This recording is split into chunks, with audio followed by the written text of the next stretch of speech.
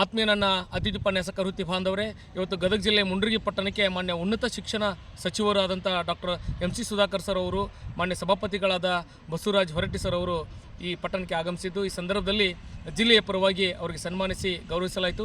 ಈ ಸಂದರ್ಭದಲ್ಲಿ ಅತಿಥಿ ಉಪನ್ಯಾಸಕರ ಕುರಿತು ವಿಷಯವನ್ನು ಪ್ರಸ್ತಾಪಿಸಿದಾಗ ಅತಿ ಶೀಘ್ರದಲ್ಲೇ ಮಾನ್ಯ ಮುಖ್ಯಮಂತ್ರಿಗಳೇ ಅದನ್ನು ಪ್ರಸ್ತಾಪ ಮಾಡ್ತಾರೆ. ಅಲ್ಲಿವರೆಗೂ ಕೂಡ ಯಾರೂ ಕೂಡ ಭಯಪಡುವಂಥ ಅವಶ್ಯಕತೆ ಇಲ್ಲ.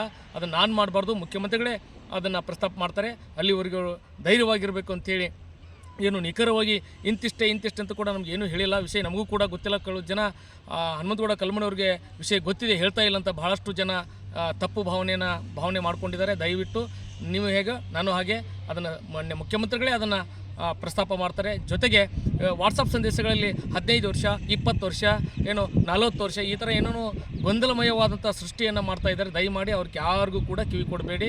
ನೀವೆಲ್ಲರೂ ಧೈರ್ಯವಾಗಿರಿ. ಯಾರಿಗೂ ಅನ್ಯಾಯವಾಗದ ಹಾಗೆ ಮಾನ್ಯ ಮುಖ್ಯಮಂತ್ರಿಗಳು ಮಾಡ್ತಾ ಇದ್ದಾರೆ ಅಂತೇಳಿ ಮಾನ್ಯ ಉನ್ನತ ಶಿಕ್ಷಣ ಸಚಿವರು ಹೇಳಿದ್ದಾರೆ. ಆ ನಿಟ್ಟಿನಲ್ಲಿ ತಾವೆಲ್ಲರೂ ಕೂಡ ಧೈರ್ಯವಾಗಿರಬೇಕು ಅಂತೇಳಿ ಮೂಲಕ ತಮ್ಮಲ್ಲಿ ವಿನಂತಿ ಮಾಡ್ಕೊಂಡು ನನ್ನ ಮಾತು ಮುಗಿಸ್ತೇನೆ. ಜೈ ಭುವನೇಶ್ವರಿ.